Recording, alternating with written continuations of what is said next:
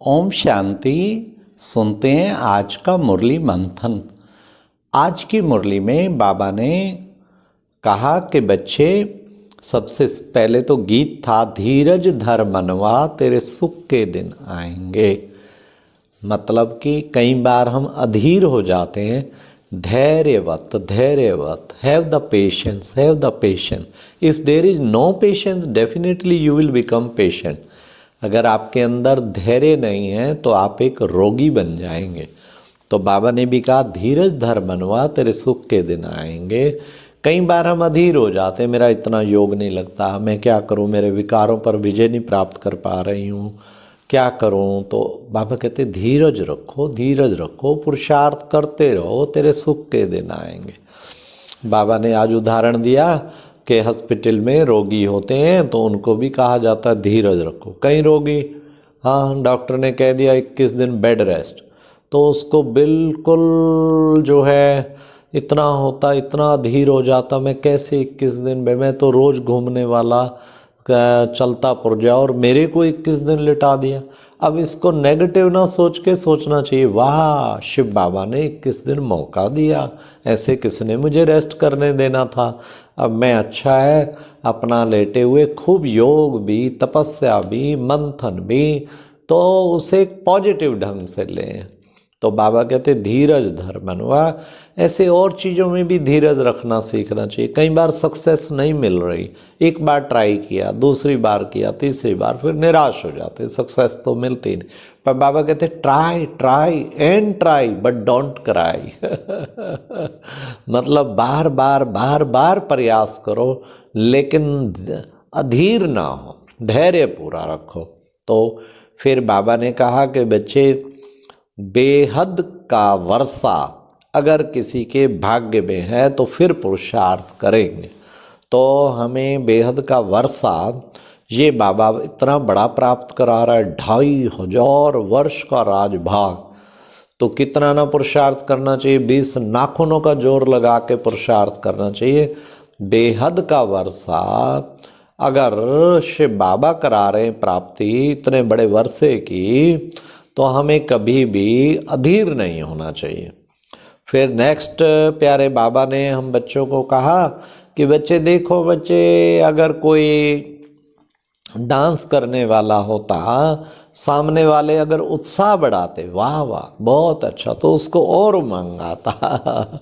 तो ऐसे ही बच्चे, मैं भी बच्चों के सामने डांस करता हूँ, ज्ञान की डांस करता हूँ।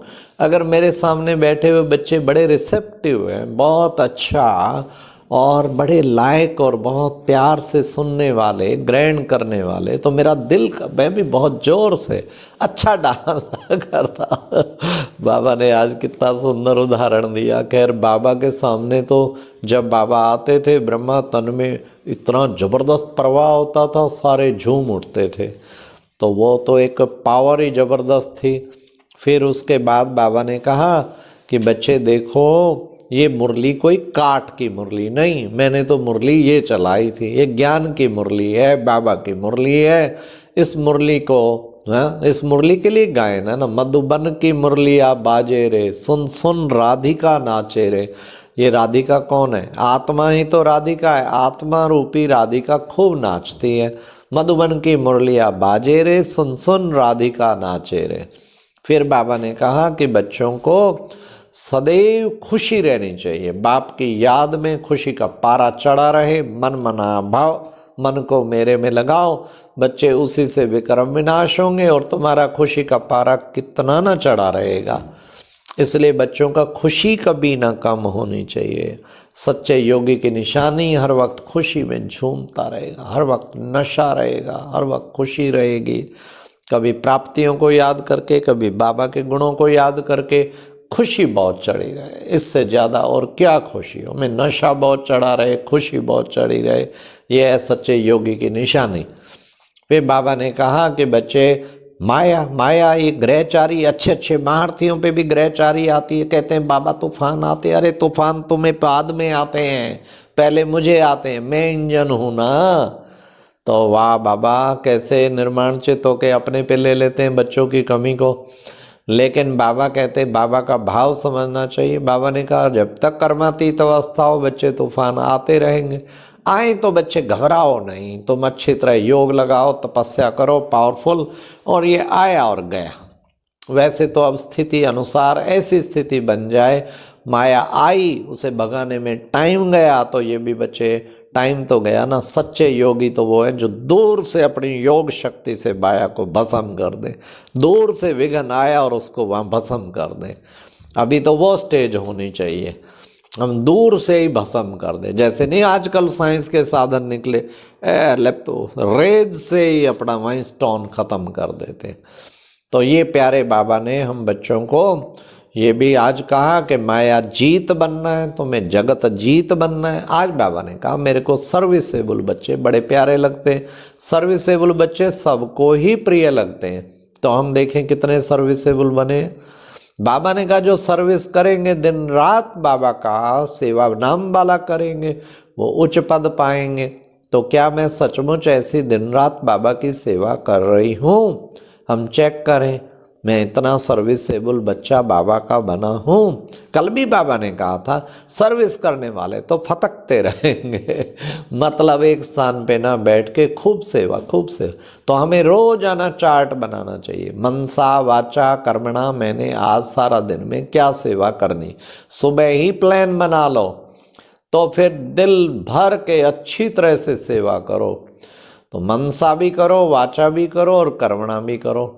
मन से सारे विश्व की आत्माओं को शुभ किरणें, वाचा भी प्यार से ज्ञान दान और रत्नों का दान, और कर्मणा फिर श्रेष्ठ कर्म भी। तो ये प्यारे बाबा को सदा जो है कितना हमें श्रेष्ठ और ऊंची स्थिति बनाने का एक अच्छा मौका मिला है। तो हम बाबा के साथ कितनी अच्छी श्रेष्ठ स्थिति अपनी करके ऐसी कनेक्शन जोड़े जो करंट आती रहे, लगातार करंट आती रहे बाबा की। तो करंट आएगी तो हम शक्तिशाली बन जाएंगे।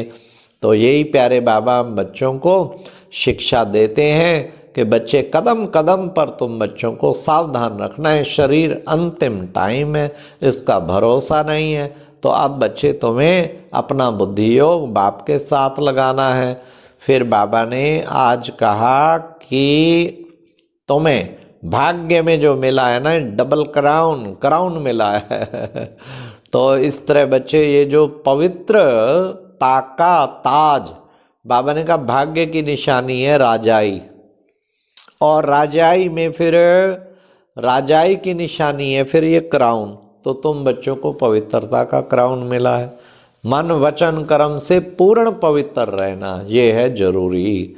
तो ये फिर बाबा ने कहा रूहानी स्थिति में रहो। बस रूहानी स्थिति में रहेंगे ना, ऑटोमेटिकली तुम्हारी खुशबू चारों ओर फैलेगी और तुम बहुत हल्के रहेंगे और तुम्हारा कनेक्शन बाबा के साथ जुड़ा रहेगा।